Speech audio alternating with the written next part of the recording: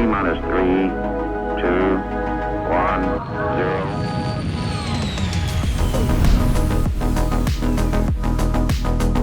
0. Hello, my friends. Welcome to another episode of the Launch Sequence Podcast. I'm here to talk about some Star Citizen, and it's an exciting time. 4.0 is upon us, which means server meshing is upon us. And I thought I'd bring in somebody who knows server meshing probably better than I do, as I've watched several of your videos, and I can say you use words that I don't know. And many people have actually asked for you to come on the show. Thank you for joining us today. Grolo, I think that's correct, right? It's just Grolo? Yep. Is it? Cool. I like it. It rolls off the tongue. Thanks for joining me on the Launch Sequence today, man. Definitely. Thanks for having me. Of course. How have you been? How has it been kind of releasing videos on YouTube over the last couple months and getting to intermingle with the community more? It's been an unexpected ride, but a lot of fun. I think I started the channel like 45 days ago, something like that. I expected to publish a video and get like 2 views, and before I knew it, there was a whole bunch of views and people leaving a bunch of comments, and that's the part I found the most fun, was just kind of engaging with people and debating and going back and forth. And I've learned as much as the people watching. Just a lot of people coming in and being like, hey, that's not quite right. And I'm like, oh, really? Oh, thanks. Get a lot of that. Yeah, it's just kind of, it's a ride, man. Yeah, it's comes out of nowhere. Yeah. I feel like you don't know if that's what's going to happen or not. You just start putting videos out, and if people like them, they like them, and the algorithm will take you for a ride sometimes. But yeah, hope it's been a good time. Hope you've been. How long have you been playing Star Citizen, actually? I came into Star Citizen not until 3.17, so I have been pretty new compared to a lot of you. Yeah. No, I was aware of it back whenever they did the Kickstarter, but that was like a totally different time in my life. I wasn't even doing much PC gaming or anything, so I didn't really pay much attention to it until a buddy got me into it many years later. What got you into it? Like, what actually convinced you to jump in? I lead a gaming community, and there's a bunch of people I play a bunch of different games with there, and one of them was like, hey, you got to come check out Star Citizen. I was like, really? It was the kind of friend that like drags you into all these games all the time and then like leaves. But I in a moment of weakness, I was like, all right, I'll check it out. And so I downloaded and I went in and I was hooked. And playing ever since. And your friend's still in? Occasionally. Okay. Cool. There's that. Yeah. Maybe they'll come back when it's more finished. Yeah. So do you play other games? What kind of games do you come from elsewhere? I've been playing games since like Commodore 64 back in the 80s. What do you stick to? These days, I think I play like just a bunch of alpha pre-release games. Like nothing's finished anymore, right? Like, so I'm playing Ashes of Creation. I'm trying out PAX Day, but I spend most of my time in Star Citizen.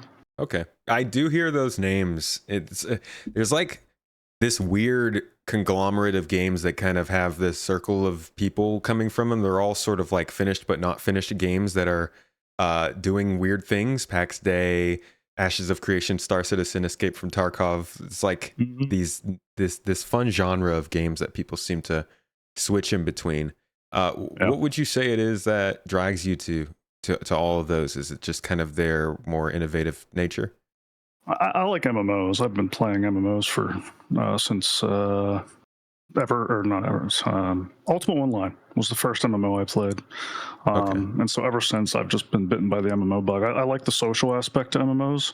I just stick to playing MMOs. That's what drags me to all of them. Cool. Yeah. I don't get the MMO perspective very often, because this is the first MMO I've played. I think I played Phantasy Star Online 2 on like the Xbox 360 for 2 weeks. I was like 14 years old, but I didn't know what I was doing. I was just running around fighting monsters. So it's interesting to understand how MMOs work and how much more dynamic that is than your normal type of video game, because you have to account for so many different types of people jumping into this game and trying to basically break it. Definitely. There's a lot of things that you can do in lower count player games that are just completely off the table in an MMO. I always compare like when I was playing what was it? Oh man, I'm drawing total blank. What was the big popular single player RPG Bethesda put out? Skyrim? Yeah, Skyrim. I remember That little playing that game? and like, yeah, that little game. But you know, you could basically do whatever you wanted. If you wanted to steal a horse, you could steal a horse. If you wanted Yeah. to do this, but like you take that to the MMO landscape, and you can't do any of that, or everybody would have a stolen horse, and there would be nothing Yeah. left.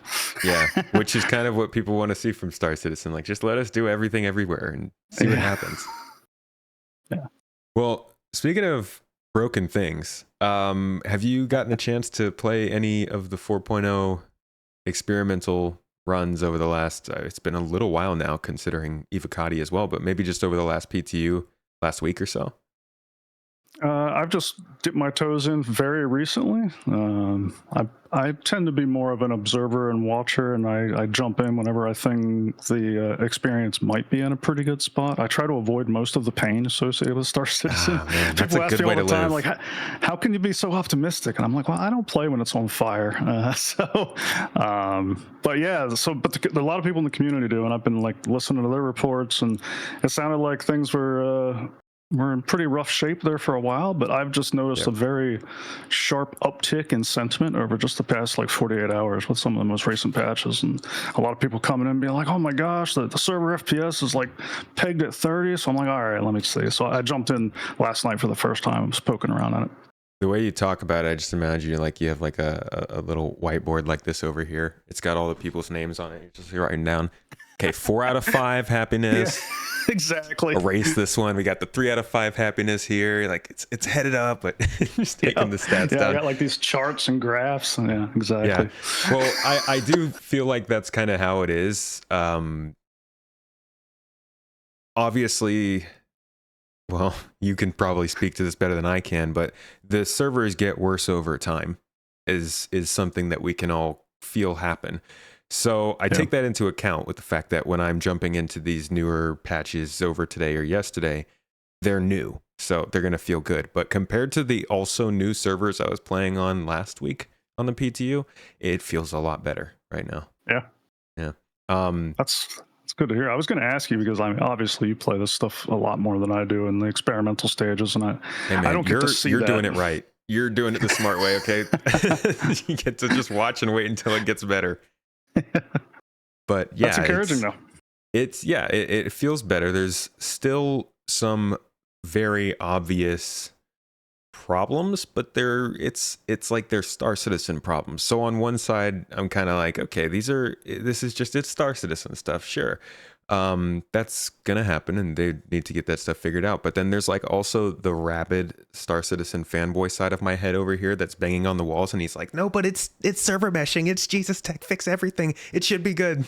Everything's bad if nothing's running right. And so I think it's a little bit of a split of like, yes, it's good that it's running as well as we know Star Citizen to run, and for 4.0 that's probably a pretty good sign, but also no, I want things to be fixed now, please, dang it. And you know, we all know that's it's coming, and these are the things that are enabled by server meshing, but it would be nice to just see such a big change. And I think all of us knew that wasn't going to happen or anything, but it'd be fun. Yeah, I couldn't agree more. It's especially, I can imagine that as a non-engineer, just a kind of casual user of technology, like we're so used to seeing like those big bang moments, like where we didn't have a technology and now all of a sudden we do have it. I think back to like, you know, the debut of Google Search or the iPhone or ChatGPT, and like you weren't along for the ride on all the incremental advances it took to deliver those things. And I think if we were, it would be much the same as the Star Citizen experience. Yeah. I think you would have had people yelling from the skytops like, ChatGPT is going to be horrible and suck forever, but you know, because we didn't see it until it was launched, like that's not what we see. Even when we first saw it, it was still pretty like, oh boy, maybe take that back Yeah. for a couple of years. I mean, it's like how anything is. If everything in the world was just open and anybody could see it all being made, we'd be in rough space. There's probably so many really important, really cool things we'd all be incredibly excited for in production right now.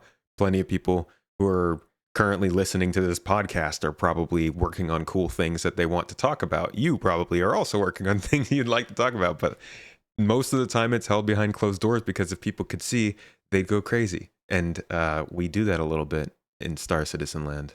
Yeah, definitely. Exactly. A little bit.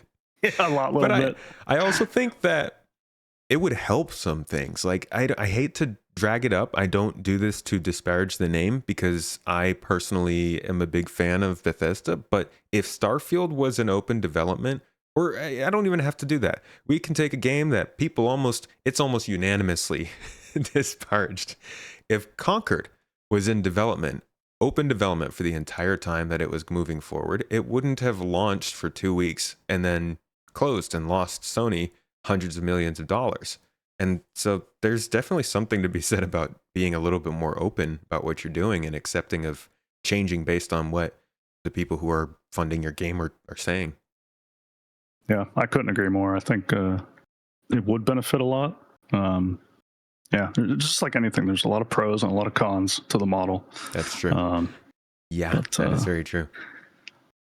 Well, oh, go ahead. I was going to say Baldur's Gate might be a really good example of another game that like had a long open kind of feedback cycle and landed amazingly. Yeah, they did a good job with that. It's crazy too how that game can be in such long development, and if you know it's in development or people are playing it, it's such a normal thing to occur in your everyday conversation or even just circles of groups that you hear people talk about it, but then it comes out and suddenly for so many people you realize it's the first time they're hearing about it. A lot of people say things like, oh yes, Squadron 42, that's all the people who have been interested in that have already bought it. They're not going to make money off of that. And it's like, do you have any idea how many more people hear about these things when it reaches that scale and that level? Yeah, exactly. That's a really good point. I mean, in our community, I see people all the time picking up Star Citizen for the first time still. But yeah, to us, it's like, oh man, it's old news. Yeah, definitely.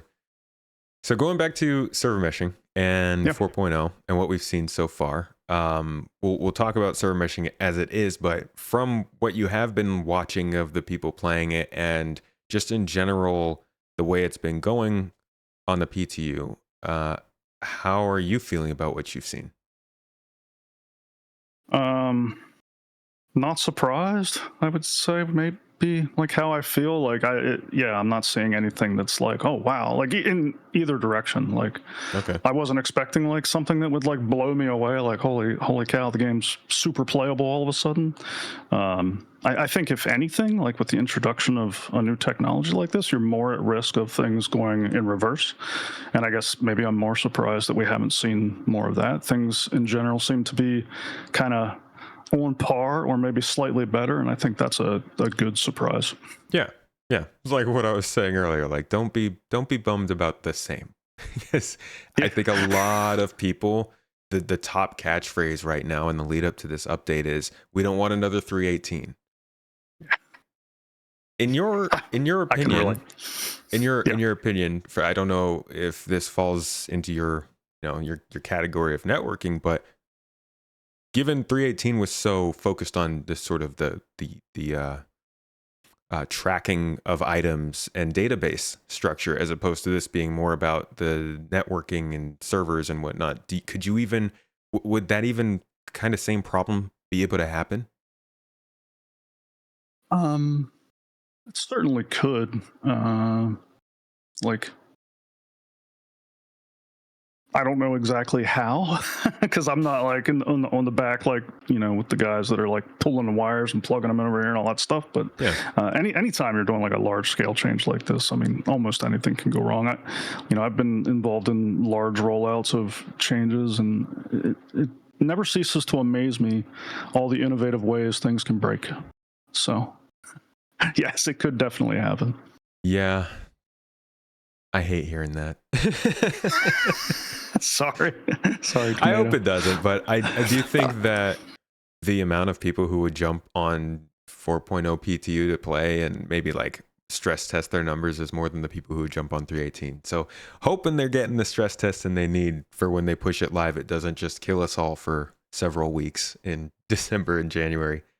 Yeah, I mean, I also think that studios get better over time. Any company gets better over time. I think any company in their infancy is kind of learning how to manage and do things like updates and all this stuff. Yeah. And it's one of those things like it takes time to perfect that process. And I would like to believe that CIG is getting better, and maybe we won't see that again. They are getting better. It Yeah. has been a positive trajectory. It has. Yeah. Server meshing is a contentious topic.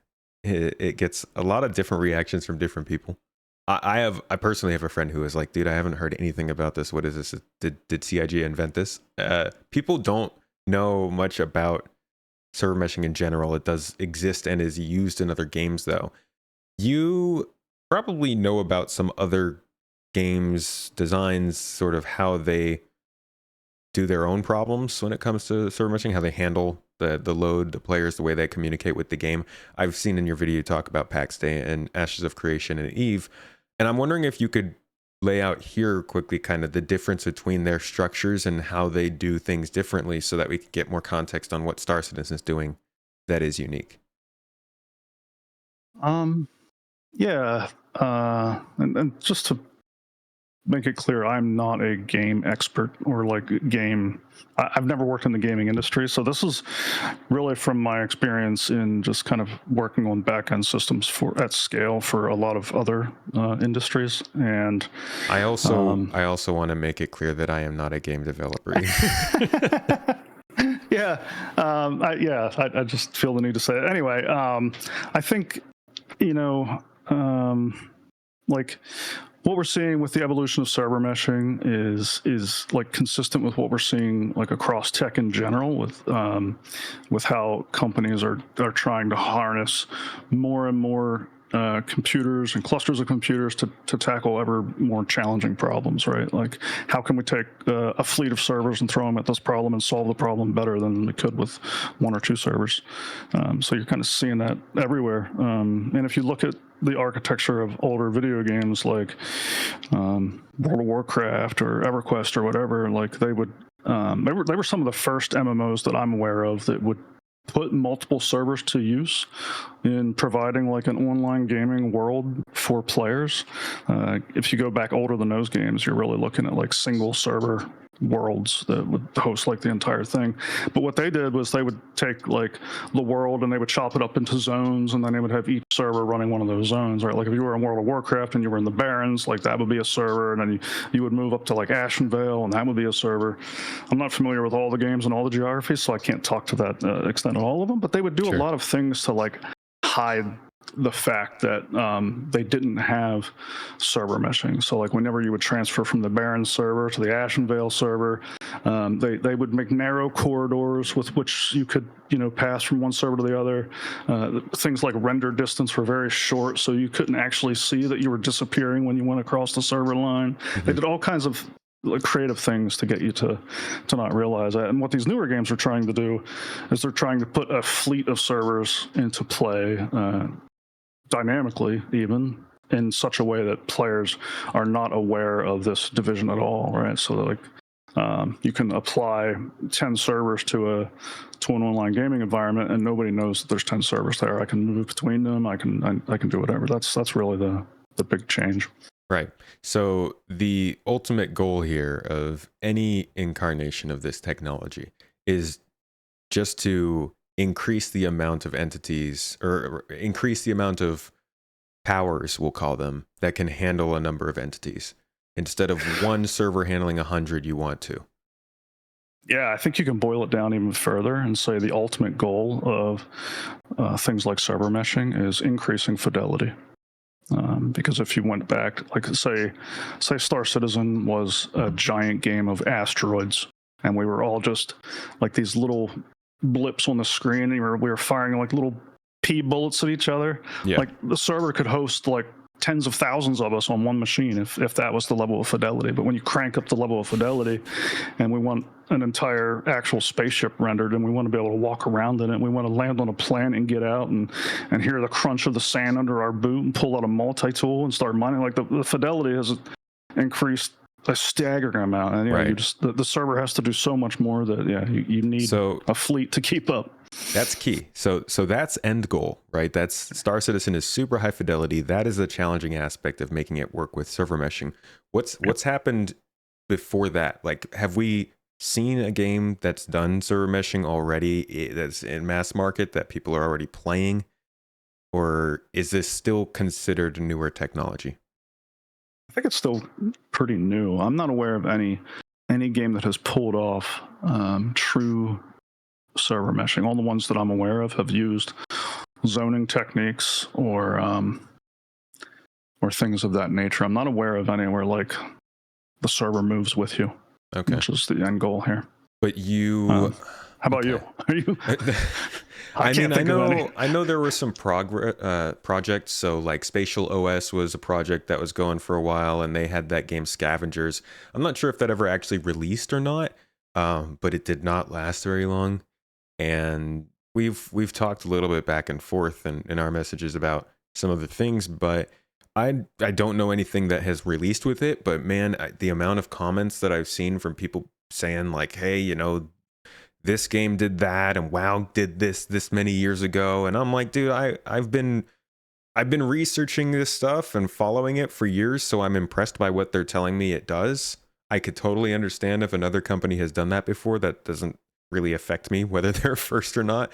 But I do wonder, obviously the challenge that they face is validated a lot more by it being newer versus it being something somebody else has done. That might be a shallow way to look at it, but I think that's how everybody would calculate the idea of, oh, it's taking more time. It's because they're doing it in a way nobody's done it before. And I mean, we know, like you said, that the fidelity is different. The specific way they want to do dynamic server meshing is different, and the amount of assets that they're transferring back and forth across these server boundaries might be different. Even the real-time nature of it might be different, but it's still hard to get context of where this stands in the rest of the industry, because as soon as you start trying to discuss it, it's just hyperbole. Yeah, 100%. I've seen that in my own comments, and I think that CIG is a leader in this space. I think they are one of the first to do this. I'm not saying they're the only one working on it. I've heard similar things. Well, such and such is working on this, and one of the ones I've seen more recently that somebody brought to my attention I didn't even know existed was I think it's called like Metagravity Hyperscale. Yeah, this is like a new platform, a new technology. It sounds to me like they're trying to do some of what CIG is doing, and they're trying to create like a platform that they can sell to other game makers to do some of this stuff. So I just started looking at it like the past week, and there's nothing I'm seeing there that's like, oh, they've already got this figured out, and CIG is behind the ball. Like, it still seems to me like CIG is further ahead on a lot of this stuff, and they're really pioneers in this space.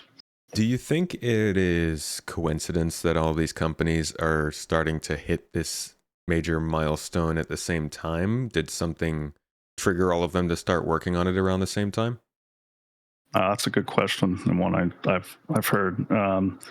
I think a good way to think about it is like look at what happens in other areas, like search engines. Whenever the web was getting started, right? Like you didn't get one, you got like a dozen all at the same time, or streaming video services, like boom, here's 20 all at once. Like, and when I think it's terrible. Maybe somebody like Netflix was pioneering it or whatever, but like, or YouTube, but like at some point you get like all the other people coming out of the gate. And I think that's true for a lot of things, because I think whenever you're building this stuff, like there's not just one person that figures out we need this. Usually, I mean, there's like 6 billion people on the planet. I don't know. So the chances are more than one person is thinking about this, more than one company is thinking about this, but you're usually held back by like, nobody's really sure how to solve it yet, or there's some technological limitation, or there's something. But as soon as like the dam breaks on that, yeah, you're going to have competition. You're going to have a lot of people racing for the finish line.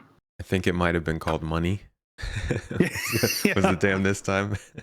I guess you throw enough money at something, kind of it'll work out when it comes to computers. Not always, definitely, but sometimes. I think that's why CIG is a pioneer in this space, because we threw money at them. Yeah, it's freaking. I mean, looking at the companies that are doing something like this now, I know that we've mentioned Ashes of Creation. I don't know about PAX Day, what they're doing, but I know Ashes of Creation is doing something similar. The only other companies I know that are doing something else like this are Epic. I know is working on something in their Unreal Engine 6, I think, or Unreal Engine 5 point something. I don't remember. And then Rockstar is working on something like this, I believe, for their next version of GTA Online. They have a patent out for it.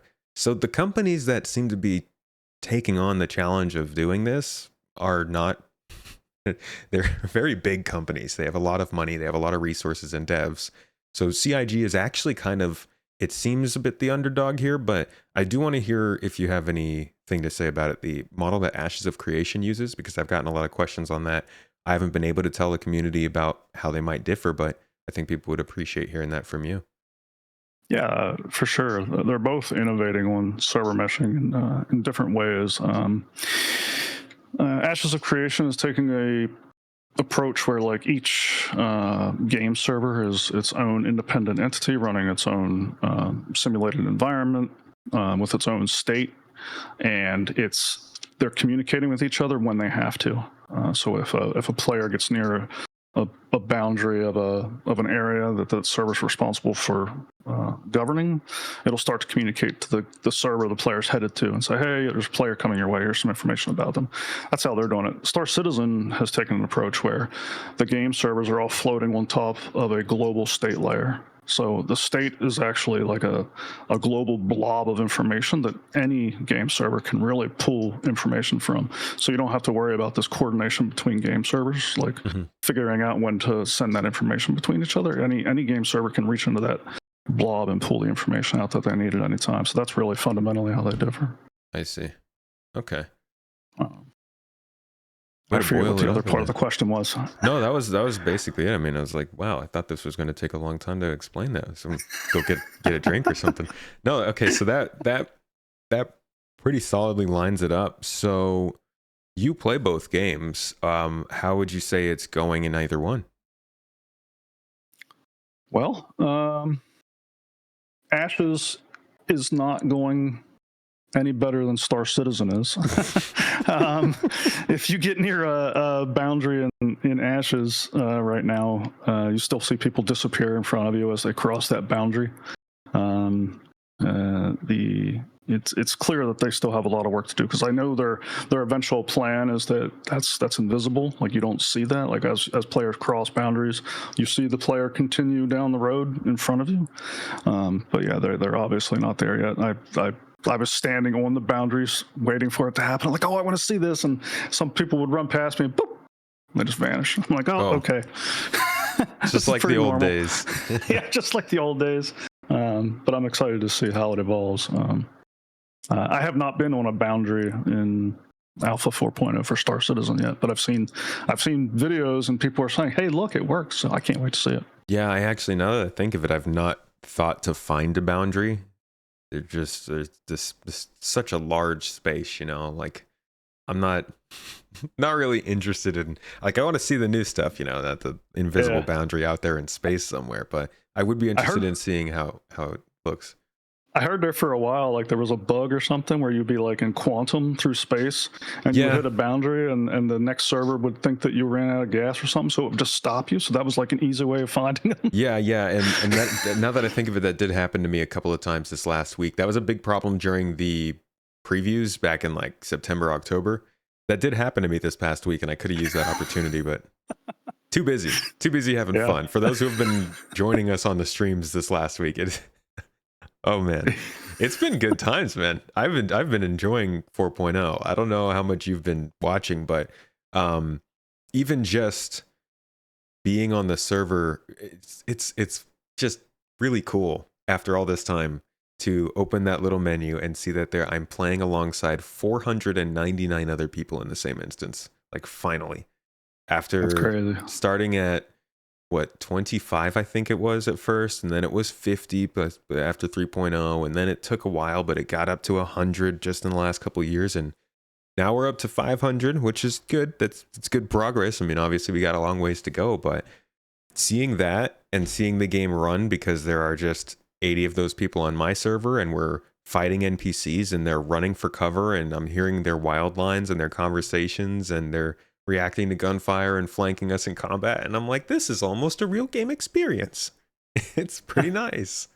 That's crazy. Sounds awesome. I can't wait to experience. I've seen little glimpses of that here and there. I think a lot of people don't realize how much server performance ties into like that experience. Like, and like it's easy to make jokes or memes about the game because like the servers are struggling so much half the time that you just get like the T posing and the people standing there as you shoot them in the back and not reacting. But yeah, a lot of that I expect to change as the architecture improves. Yeah, sorry, I muted myself there. It's definitely the server health seems to have helped quite a bit. But now let's keep in mind to everybody, we are in PTU. This is early, it's 4.0. Like there are things are going to change, and they're going to get better, and they're going to get worse. Just everything's in a state of flux. So don't take anything too seriously from this next chain of questions. Just looking to get some feedback. Okay. All right. So server performance has been better, but we are still seeing the server frame rate dip. Is that something that you would expect, or do you take that lightly? It's something I would expect. The server frame rate is going to mostly have to do with optimizations that they make to the code paths and getting the thing to do less work over time. I mean, that's really what optimizations come down to.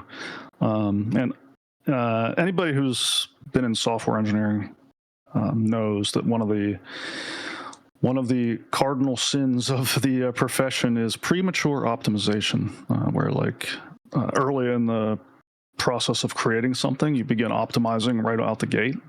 Everybody frowns upon that because it just creates more work over time, because often through the practice of optimizing, you create rigidity in the system where like the system becomes less flexible because of the optimizations. And so what you end up doing is like you make things faster, but if things change, now you have more things that you have to refactor and retool and recode. It's I came up with this analogy a while back, and I was very proud of it. I'm like, imagine buying a piece of like furniture that you have to assemble, right? Like from a IKEA or somewhere, and you get it out of the box and you start putting it together. Like when you start tightening those screws, everybody knows that you don't tighten one screw and then move on to the next and you tighten that screw, or else by the time you get to the last screw, you're not going to get it tightened. Thing's not put together right? Like, so you got to do a little bit on one, a little bit on the next, a little bit on the next, and you rotate around until you get them all tight. It's the exact same way in software. So no, I'm not surprised that the FPS is still not thriving. Yeah, so basically what you're saying is server meshing is not all they need to do. Well, it's a prerequisite to everything else they need to do. And like now that they have it, like now you can start tightening the screws. But yeah, there's a lot of performance work that's going to happen. It's the same thing with what I imagine is going on with Squadron 42 right now. Like this polish phase they've been in is probably a lot of screw tightening and a lot of optimizing and a lot of making sure that the frame rates are acceptable. And yeah, that's a whole lot of work in and of itself. Yeah. So that essentially describes the sort of, I would say, almost plateau of stability we've reached because of this addition. It has definitely improved the baseline performance, but it hasn't necessarily unlocked a higher ceiling for everybody in terms of the optimizations. And the most important thing, well, no, it's not the most important thing. I think a very important thing that isn't as commonly talked about is exactly what you're saying. The amount of things that they can do now because of server meshing that makes the game better. We see that with the mission refactor and the transit refactor. Unfortunately, our beloved elevators will not be getting fixed this update. They have been delayed. So we still have I was so happy to see when I logged in the PTU last night, though, that I spawned in my hab and I could skip all the elevators. I'm like, yes. Oh, in the hangar. Yeah, and they spawn you straight to your hangar. Yeah, that's like I woke up and I was like, wait a second, did I crash out or something? How did this happen? It's cool. Yeah. I like it, but I had to go back for ammo anyways. I was like, you guys ended up making me run more. But oh, bummer. Yeah, it's like little workarounds I think would definitely be nice, but it's good to see this sort of plateau of performance here in 4.0, and now we will have to be dragged through the mud as more optimizations are brought in. I'm just glad that we're not getting a 3.0. Well, I don't want to say that too early. I'm sorry, I might have just jinxed us. I might have just screwed everything up. If everything goes poorly, it wasn't my fault.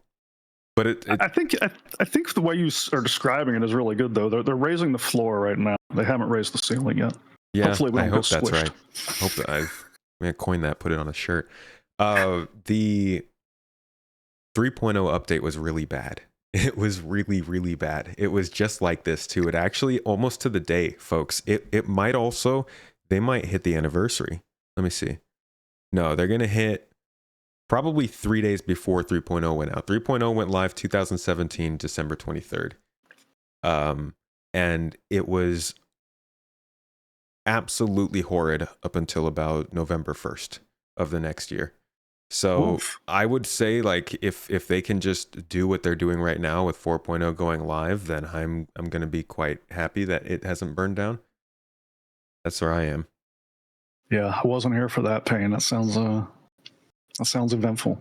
You said you That's got one here. thing that I was not here for. That that's one thing that surprises me is every year since I've joined the project, they've shipped like right around the holidays. Like I would never do that.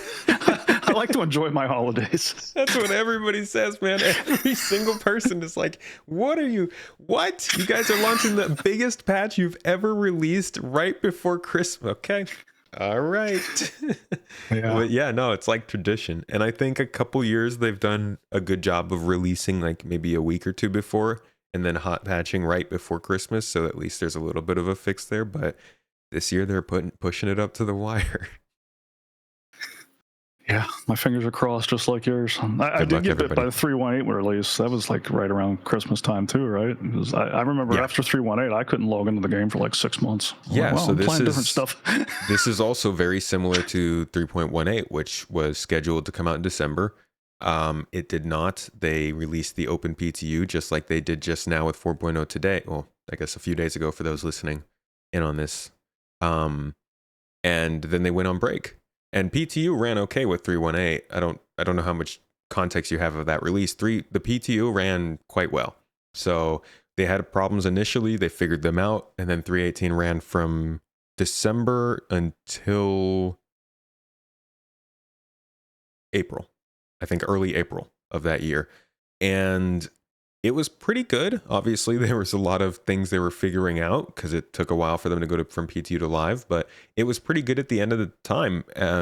They just couldn't get enough people into PTU to test it, so it couldn't scale, and they couldn't really understand what the big problems might pop up when it did scale. So they pushed it to live, and we all died briefly. It was misery. Yeah, people couldn't log in for weeks, and the game just kind of crashed and burned, and that was bad. But I would hope that's not what's going to happen here. Do you think the changes they've made to how they roll stuff out into the PTU have made a difference in participation? Like, are they getting more information? I probably wouldn't be the best person to ask because Yeah. I'm not. Me either, because I don't log into it. But Yeah, I mean, I log into PTU, but I'm obviously driven by different motivations than some yeah, other people. I'm out there streaming it, I'm making videos about it, stuff like that. I think that they've done more to make the PTU a little more interesting. I don't know how many of the in-game rewards they've started to give people, like how many of the patches they've done that for. I know they've done it a couple of times, which has helped. But I also think that they will just in general get more people testing 4.0 on the PTU than 318 could ever have gotten on the PTU, just out of hype. You know, people want to jump in and try it. So the next 5 days or so are probably yeah, going to get them a lot more information than they ever did during that time. yeah. So there's that. I know it's pulled me in at least a little bit, and I've never logged into PTU before, so I just there's hope that. I just hope live's okay. I know this is in the grand scheme of things, this is just another update in the line of updates, and server meshing's coming into the game. But I do think this is a good marketing opportunity for them. Yeah, I agree. We'll see. They're like, hey, our game's kind of playable. Come check it out. That's convincing enough to some people. They're like, okay, I've been waiting for that, but it's got to actually be kind of playable Yeah. instead of just playable now across the screen. One of the things they have going for them, I alluded to this earlier, is like every like up and coming MMO, they're all in alpha states right now. Like, so unless you're happy playing one of the older MMOs, like you're kind of, I think it's becoming like more normal to try out these early access titles. I mean, I guess maybe more broadly in gaming too. This is kind of off topic, but you keep mentioning the idea of like the older and the newer MMOs. Obviously, it's not like a specific line where you draw that distinction, but what are some examples of older versus newer MMOs? I'm mostly talking about like, World of Warcraft or Elder Scrolls Online. I mean, these are MMOs that have been out for 10 plus years, and Okay. they've kind of run their course, and now you're just kind of getting those content drips, but they're not really doing anything new. Like this newer crop of MMOs, like in my mind, they're trying to bring new ideas to the table and do new things, and I think there's an appetite for like something different. That's really what I'm talking about. It feels weird for Elder Scrolls Online to be considered an old MMO, but I guess it is a decade old now. Yeah. I just remember when that and the Old Republic, the Star Wars MMO, I remember those were launching and they felt so new. Now they're just the old guys on the court. Now we're playing the new, even though our game was put into development at the same time. Yeah, that's a good point. Like I was still following the Star Citizen back when I was following those games for release. Oh man, is that true? Star Citizen's been in development longer than ESO's been out. Longer than it's been out. Yeah. ESO's came out in like 2013, right? 2012, something around there. Yeah, there you go. It's been. Something like that. It's pretty wild, man. What do you think of the time it's taken? I mean, I've heard your opinion on it, but I'd like to hear. Yeah, that's one of the core things that started me even creating videos, because I felt like that perspective needed to be thrown into the video arena. I was hearing a lot of like the other perspective, which was like it's taking way too long and this is a mess. And yeah, my opinion is like it's reasonable. Like the thing I keep kind of pointing at is like just kind of look at the other examples around us. Like look at the development time you mentioned earlier on Grand Theft Auto 6 or whatever the new one is, or the development time on what was the other, Throne and Liberty, that just came out. That was like 13 years in development. And if you look at like the scope, yeah, it was a crazy amount of time. And if you look at like the scope and scale of Star Citizen compared to these other titles, it just makes sense to me, like what the development time that we're looking at. Like if it releases even the next 5 years, you're looking at like an 18-year development time at that point, which if you compare it to like 13 on Throne and Liberty and 10 or 11 on GTA 6, like it's really not outside the realm of reasonability. It's all games are just taking longer.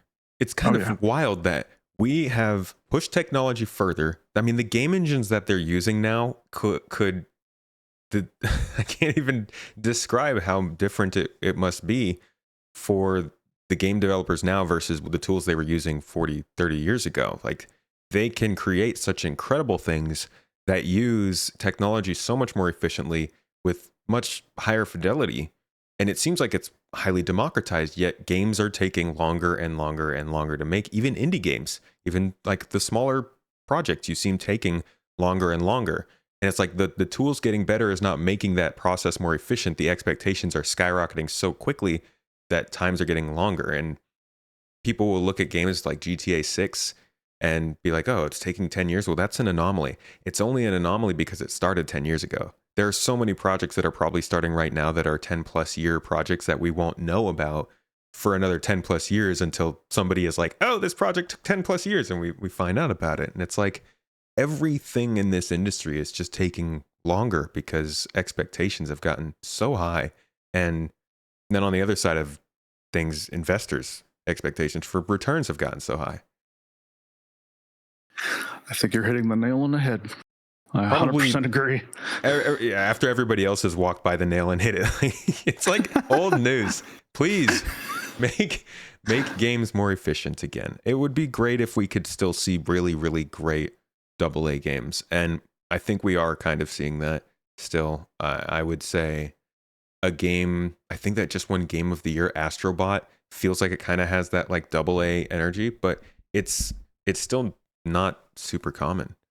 It's just like, I'm sorry, I've gotten on a little soapbox about game development times, but Yeah, I couldn't agree more. I talk about this quite a bit. I think we're in a weird spot right now where the tooling has not caught up with the demand, and I'm hopeful that in the next decade or whatever we see advances in tooling and automation that allow us to start accelerating some of this stuff. But then I got to wonder, like, will the demand just continue to outpace that? I don't know, but like AI maybe that's something that will eventually reach a point where it can really cut down on development time, at least for content. I don't see something like AI helping with the actual platform, like what CIG is embroiled in right now, but I do see it as possibly helping with content. mm-hmm. So When you look at the amount of content that CIG has put out, obviously server meshing has taken them a while, and building the studio was a long process, but the content itself that is in the game, does it seem like it's worth the time it's taken, or do you have expected more and maybe see where some losses may have been cut? I guess it depends on what you're including as content, but like if it's like missions and gameplay like that, like kind of the bottled ready to go content, I think it's fairly anemic right now. But that doesn't surprise me. I think, and to me, like, this could all be my perspective because like I'm not really interested in that content anyway. Like I want the sandbox, give me the sand, and I'll go make my own. That's kind of where I'm coming from. Yeah. And I think from that side, I think they've got a lot of things there for me to play with in the sandbox, and I'm looking forward to them all being connected. Though I think that's what we're missing.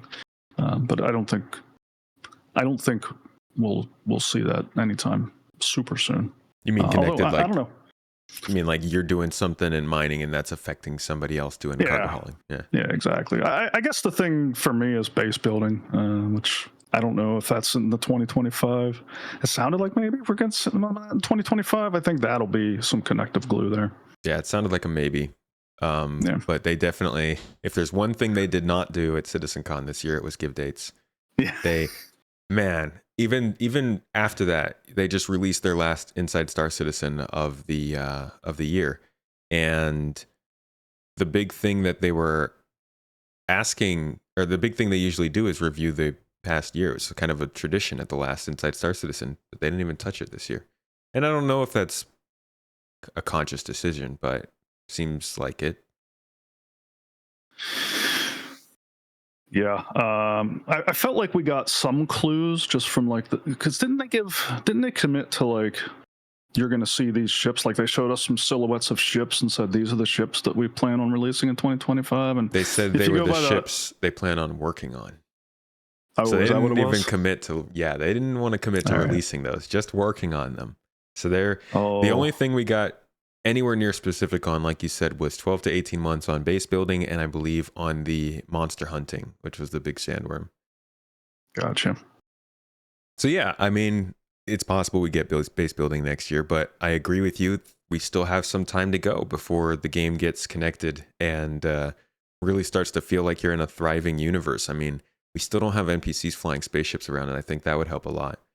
But that being taken into account, we could be looking at another 4 or 5 years until Star Citizen 1.0. That would make a 17 possibly year development time for this, and Squadron 42, of course. But is that too long, or is that still, you would say, stick with whatever it needs to be done?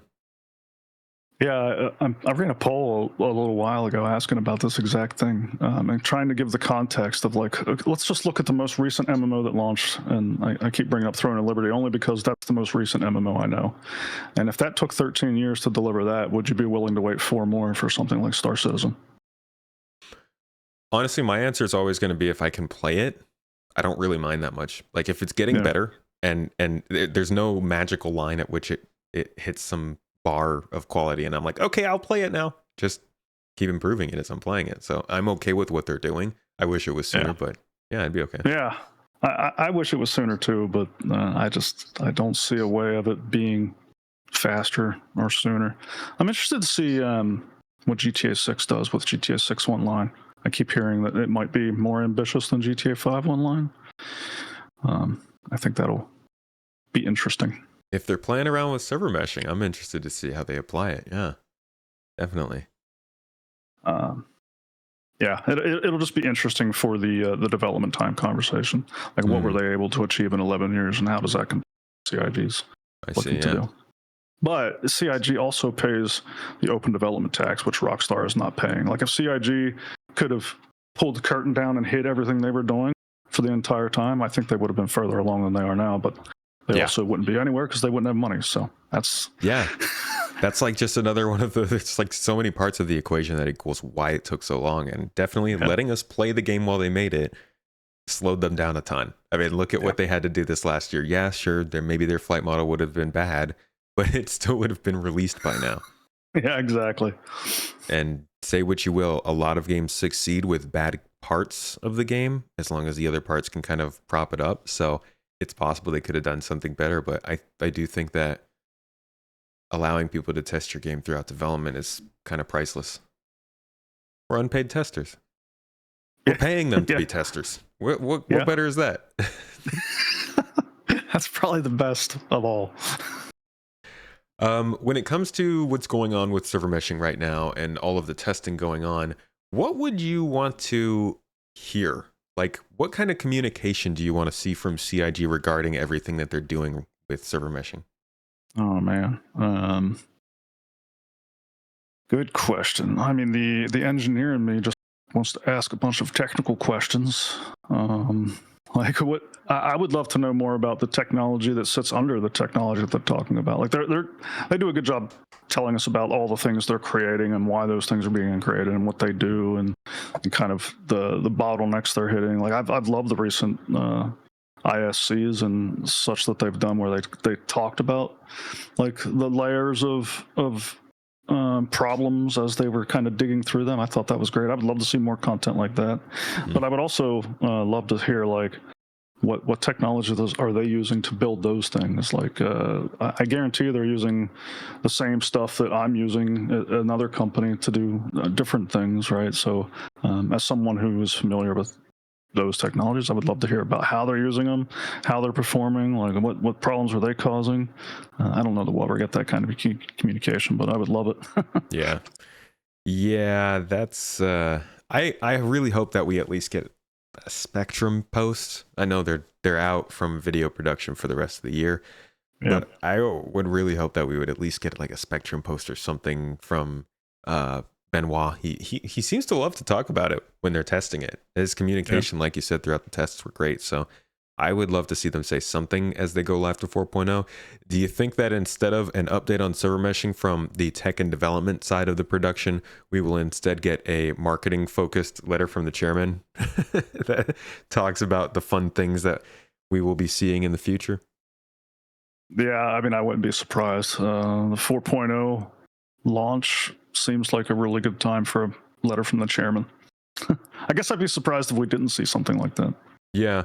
And I don't mean, obviously it's not all marketing, folks. I'm just having a little fun. It's the letter from the chairman is actually the reason we kind of could tell that how the testing for 4.0 would go compared to 3.18. It's actually, I believe that the testing for this has gone just about how they said it would all the way back in 2022.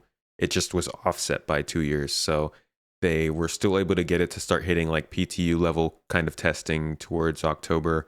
And then they had it in the PTU and Evocati for 2 months leading up to a launch late in December. And I think actually back then they estimated it would happen. They would go live the next year. So they might have done a little faster, but obviously they're under a different clock now.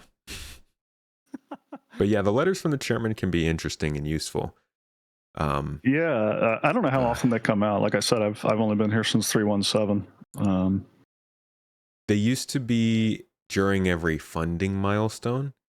Then they've come out during some development milestones. So like 3.18 we had one, 3.0 we had one, but then there was also like $100 million funded. They had one. $1 million fund. No, $100 million they had one. And I think every 100 up until like 500 they had one, and then it was like, okay, we don't have to do it that much. But Yeah, I was also doing some. Go ahead. No, you.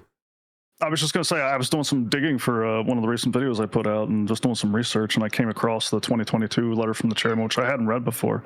And it was interesting because it did contain information you couldn't really get any other way. Like in there, he was outlining like the number of paying backers and like these numbers that they don't normally. Yeah. Even though they have a very transparent process, they're not always revealing those kinds of numbers. So. Yeah, and I wish they gave us more of those figures regularly. We don't ever get to see monthly active users or anything like that. It was that letter from the chairman, though, that inspired one of my videos that only recently became my not most watched video.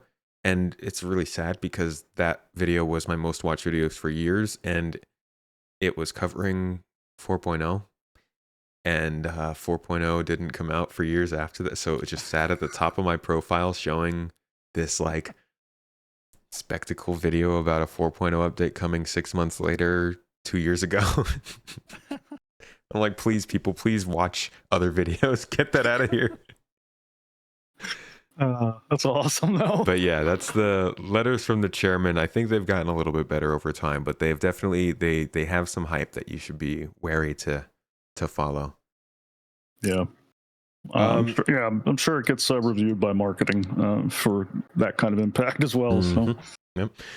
Do you think from what we have seen in the past and just the logic behind what they're talking about with how server meshing will work, and I guess our early look at it, you think that it can reach scale? I ask this because recently on one of their episodes, they use the terminology of regional shards. When you're doing base raiding, you cannot raid somebody who's not on your regional shard. This gives the impression that regional shards will be plentiful, which everybody was kind of hoping, at least, that server meshing would allow for everyone to be in the same instance, maybe if they were in a country. Now, that's a big shard. That's like a massive shard. I don't even know how many people that could be, but it's a lot of people, and it's not entirely realistic, but everybody is still wondering how big can the shards be.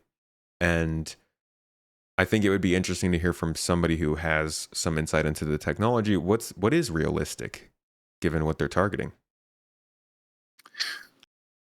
I don't think that now, again, some of this is, I don't have super in-depth knowledge of like what their scaling properties are of their system right now, but my guess would be that they're not going to have much of a problem scaling out, like having a lot of play. And when I say a lot, I mean a very big number that I can't really guess, but a lot of people in the same like shard, as long as they're dispersed through in-game space.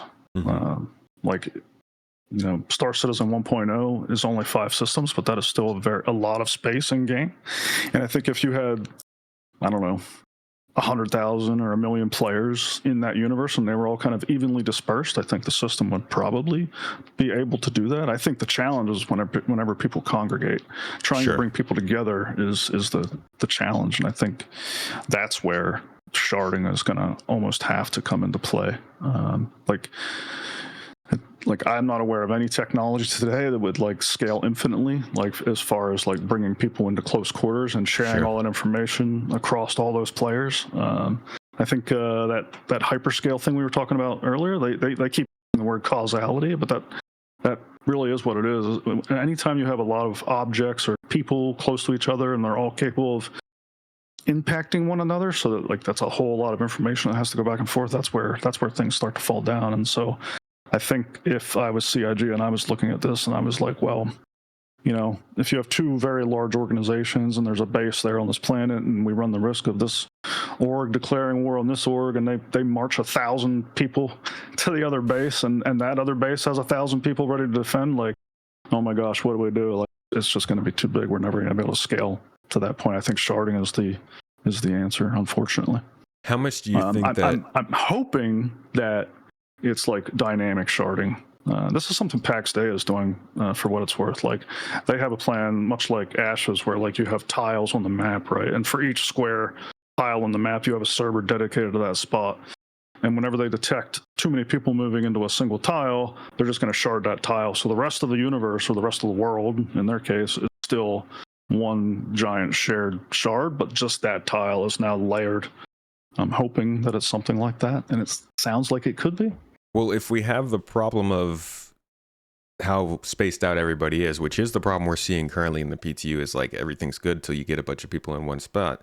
What about dynamic server meshing that they've talked about, where the servers will size down and up based on how many people and resize? How much could that then help to keep everybody in the same shard? I think that's going to help a lot, but even that's going to run into limitations eventually. Like your server is only going to, like the area that it's responsible for is only going to be able to get so small before, once again, you run into the problem of there's just too many things to communicate. Right. So I think it's going to help tremendously with what we're seeing now. Like, if you get 100 people on Microtech and Microtech starts to bog down, like I think dynamic server meshing will solve that. But if you have 1,000 on 1,000 player base raid, I don't think dynamic meshing is going to solve that. I'm thinking like we should at least be able to see a few thousand people in a single star system, right? Like that. Oh yeah, that's definitely. I would hope so. So I think we'll be able to see a lot more than a few thousand. Honestly, I think that would be great. Yeah. So you feel like, horizontally speaking, that what they've figured out with this 4.0 server meshing can scale to an MMO? Absolutely, yeah. I would not be surprised if we have like the US shard or the North America shard. That wouldn't surprise me, and the EU shard. But I think that within that shard, they'll probably do something like layering whenever the density of players gets too much, where even dynamic server meshing can't save you. That's where the layers are going to have to come into play, I think. Yeah, so let's say you have so and so amount of shards for the EU zone. Do you think it's going to be just like classic MMOs for people? Like, what's the difference between the old MMOs? People would scroll down a list of servers to find the one their friends is and click in. If you're doing that with the shards and Star Citizen, scrolling through a list and finding the one to click into with your friends. I'd be surprised if they went that route. I do think you're going to have a single EU shard. I think what they're talking about now will eventually manifest as dynamic layers. I don't know if I'm saying that right, but where, like, say you have a base on Microtech and all your friends start piling into your base. Eventually, like say the limit of a single dynamic server is 500 people. Like you can have 500 people on one game server. And say your base is small enough that you can't possibly get more than one server hosting that base. So now you're going to be in a situation where, like, if you try to pile in more than 500 people, well, what do? Your dynamic server meshing can't possibly add another server to handle more people. So I think in that case the answer is layering, and I think they'll do something dynamic with that, where like it'll assign another server to your base, but it'll be layers, so not all 500 people can see each other. So you think it won't be in the player's view to select the shards necessarily with matchmaking on the game's part? Yeah, I think so. Okay. We'll have to see. That's my guess. Some uninformed person, not exposed to what's going on internally, but that would be my guess. Just based on what I'm hearing, I thought that was very interesting, the base assault conversation that they were having, and how like you were only going to be able to actually assault the base if you were on the owner's shard and that kind of stuff. To me, that's telling me they're preparing for pro layering. Like, I don't think that they would do all that work as a temporary measure because we're currently playing in a sharded environment. I think they're probably doing that work, thinking ahead to like this I think edge cases. Everybody understands they're going to. It's more a question of how much is that division going to affect the gameplay? How much am I going to notice people are on other shards in the area that I'd be playing in? And because that's what draws a lot of people to Star Citizen, is the idea that you're in one living universe with a whole bunch of other people, and it's seamless, and you're not getting interrupted, and you're not getting torn out of your game world and thrown into another one in the middle of a base assault. Yeah. It's It's a good question. I'm hoping that the limits are high enough that it's not something we run into routinely, and this is just something that is like a fail-safe measure. It's Yeah. like, oh my gosh, the red sirens are blaring. Like we cannot do anything else. We have to do something like to relieve pressure. I'm hoping it's like that type of thing. We'll have to see. We'll have to see. Yeah. What do you want to see most in 2025 coming up in the new year? And Star Citizen? Yeah. Base building. That's what I want to see most. I think for a lot of people, that's just going to bring meaning to the game. And like I said earlier, I think that's going to connect the various loops because, especially if we can craft them, like, I don't want to see base building where it's just like I push a button and my base is there. I want to have the crafting in place to be able to craft these base components. You know, if we have a reason to go out and salvage and mine and bring that back and build a new base component and put it down, I think that's going to bring so much meaning and connectivity into the game that it's going to pull a lot more people in and actually make it fun. Go through the logistics of it. And I do hope that each of these things, wherever they pop up, does tie into the economy and you can kind of see prices fluctuate a little bit. You know, if a lot of people are going to build a base on a single planet, it would be cool to be able to see the resources in that area from different mining outposts and stuff start to dry up and the prices go up. And so they're starting to call in more haulers with missions and that drives pirates over there. So they're bringing in more bounty hunters and escorts. And you've got this whole ecosystem of gameplay spawned just because some people wanted to build some bases. Exactly. I completely agree with you. That is the dream. I hope we can see that soon. That's yeah. I mean, that's the dream. All that emergent behavior. I mean, that's what draws me to Star Citizen. And I think long term. I mean, base building and station building eventually, and all that stuff. Like that's the backbone of the game. That's what will drive it forever. Yeah. Like if you look at like EVE Online as a of a space game that has survived for a long time. I mean, that's what's driven EVE through all these decades. It's just players wanting to own a piece of space. That and spreadsheets. Are you going to be the kind of player who's hanging out then in the more mid-level, low-level lawful space? Or are you high security? What are you looking for? No, I'm looking to make a claim in the dangerous part of space and reap the rewards for sure. Now, I don't know that I'll have a whole lot of skill, but I'm hoping that I'm surrounded by people that do. Good luck, because it's pretty wild out there. Yeah. But it's a good time, man. I've been having good fun in 4.0, and I can't wait to see what happens when it goes to more hands and we get the whole community in there. There's a couple. How about you? Where are you going to be hanging out? Man, I've got plans. Plans, dude. And they go past 1.0. Okay. My home, my permanent home is in the Ellis system. So I'm going to have to wait until past 1.0. But I'll be spending a lot of time going between probably Magnus and Stanton and Terra. Because I'll be doing a lot of business with my org. And Magnus will be our home. Well, I guess Magnus is also after 1.0. So likely Stanton and Terra is going to be a lot of stuff for us and mostly lawful stuff, but we're going to have bases in unlawful places because that's where all the resources make the races. So we'll be spreading far and wide, but I'll be a data broker going back and forth. So nice. I'm on the go. It should be a good That'll time. Be fun. Yeah, I'm looking forward to it someday, somewhere out there. Yeah. MSR, right. Is that your data broker ship?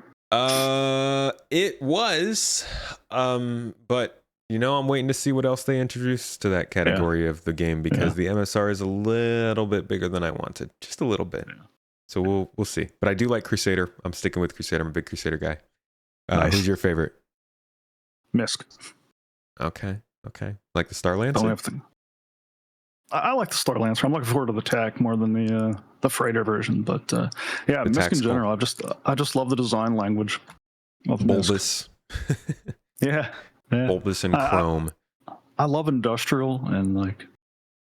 Yeah, Misk, obviously you got the Prospector. I'm looking forward to the Misk salvage ship, whatever that is.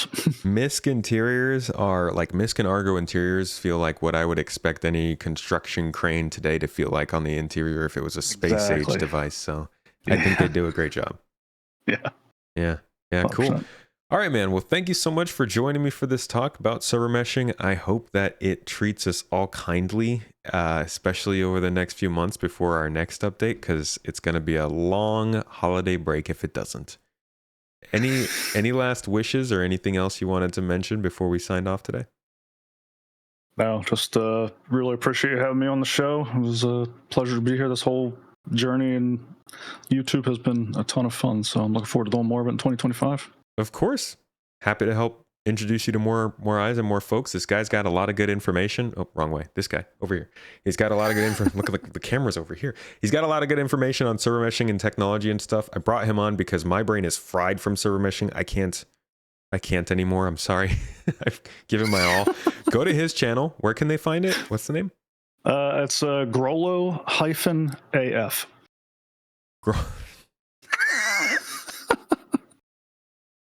Sorry. Hey. Did your kid make that? Grolo was taken. No, but it was inspired by my kid's language. And so I'm like, all right, put on this. And I started going through like all my kids' language. I'm like, Grolo fire? No. Grolo ice? No. Grolo drips? No. Grolo AF is where I landed. Grolo-AF. Okay. All right. That's the first time in this entire episode 186 of the podcast, and that's the first name that I was like, what? All right, I love it. Well, Grolo-AF, folks, for the server meshing knowledge. Go check him out. Give him a follow. Give him a watch. Thank you all for coming and checking this episode out. Hope you enjoyed it. If you don't like ads on YouTube, check us out on audio platforms. It's real nice over there. You can pop us in the car, listen at the gym, on the walk, whatever it might be. I usually do it on the plane, but whatever that makes it sound like I'm in a plane all the time. I'm not. We just had a long plane ride, but you can listen to it anywhere. Thank you for listening to it now, though, folks. I hope you enjoyed. I'll catch you all next week for the launch of 4.0 and Christmas. Thank you for being here.